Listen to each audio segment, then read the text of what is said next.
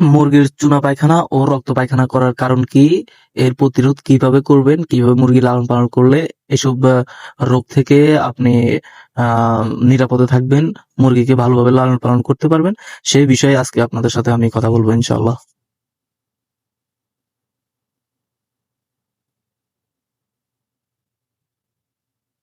আসসালামু আলাইকুম রহমতুল্লাহি বারাকাতু। সবাইকে সততা এগ্রো ফার্মে স্বাগতম। তো আপনারা অবশ্যই উপরে থাম্বনেল থেকে বুঝতে পারছেন যে আজকে আমরা কোন বিষয়ে আলোচনা করব। তো এখানে আমি কিছু মুরগি বিক্রি করছিলাম। তো ওই লোকটার মুরগি আর কি আজকে কয়েকদিন যাবত নাকি রক্ত পায়খানা, চুনা পায়খানা করতেছে। তো উনি আমাকে কল করে বলছিল যে ভাইয়া দেখুন তো আমার এটা কি সমস্যা, কি কারণে মানে এই সমস্যাগুলো হচ্ছে। হ্যাঁ, আমার এই সমস্যা এখন না, প্রায় সময় হতো আর কি। তো আপনি যদি আইসা একটু দেখতেন। তো আমি প্রথমে আইসা দেখলাম যে উনার মানে যে একটা ঘর তৈরি করছে ওই ঘরটাই ঠিক ছিল, বাট ওই ঘরের ভিতরে আরো একটা ঘর তৈরি করে উনি কি করছে, এটা বন্ধ ঘরের ভিতরে রাখছে, যেটার কারণে মুরগির এই সমস্যাগুলো, মুরগি কোনো প্রকার হাওয়া বাতাস আলো পাইতেছে না, একটু কম পাইতেছে। বিশেষ করে যে বাতাসটা ওইটা টোটালি পাচ্ছে না। আর মুরগি মানে ঘরটা অনেক ছোট, একটু গ্যাদারিং করে ভিতরে থাকে।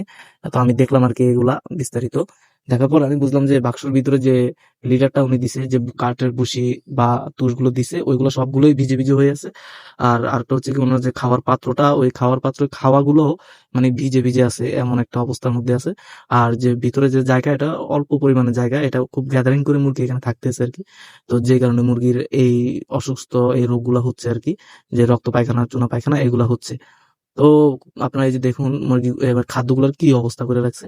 তো আমি পরে তাকে সলিউশন দিলাম যে আপনার যে বড় ঘরটা আছে ওইটাতে মুরগিগুলো ছেড়ে দেন, ওইখানে লালন পালন করেন, তাহলে মুরগিগুলো সুস্থ থাকবে ইনশাল্লাহ। আর লিডার গুলো যে ভিজে ভিজে ভাব, যদি আপনি বড়টাতে করেন তাহলে এরকম হবে না আর কি।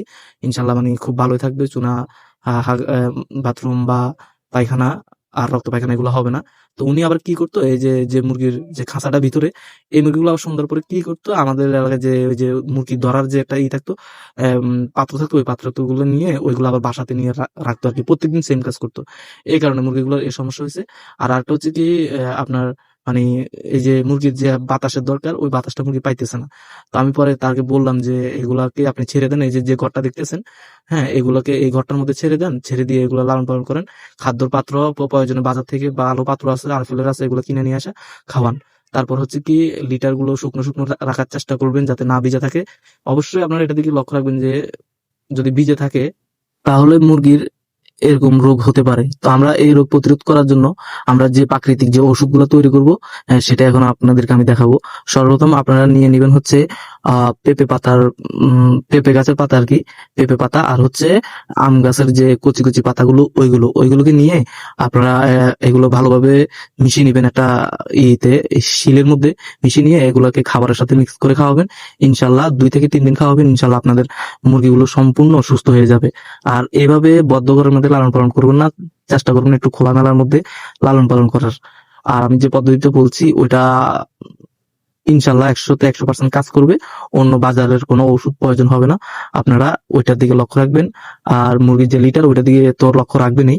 আর হচ্ছে যে এই যে চুনা, যে বাথরুম, হ্যাঁ, আর এই যে রক্ত বাথরুম করা হয়, এটাকে আপনারা কি করবেন, পেঁপে পাতা আর হচ্ছে আম পাতা যেগুলো কচি, ওইগুলো দিয়ে আপনারা হিলের মাধ্যমে এগুলোকে একদম বেটে নিবেন। বেটে তারপর হচ্ছে কি খাবারের সাথে মিক্স করে দিয়ে দিবেন 2 থেকে 3 দিন। ইনশাল্লাহ আপনার মুরগি ঠিক হয়ে যাবে। তো সবাই ভালো থাকবেন, সুস্থ থাকবেন, আল্লাহ হাফেজ। আর আমার চ্যানেলটাকে সবাই একটু সাবস্ক্রাইব করে দিবেন, এভাবে ভালো ভালো আরো বিস্তারিত তথ্য আপনাদেরকে দেওয়ার চেষ্টা করবো ইনশাল্লাহ। তো সবাই ভালো থাকবেন। আসসালামু আলাইকুম রহমতুল্লাহি ওয়া বারাকাতুহু।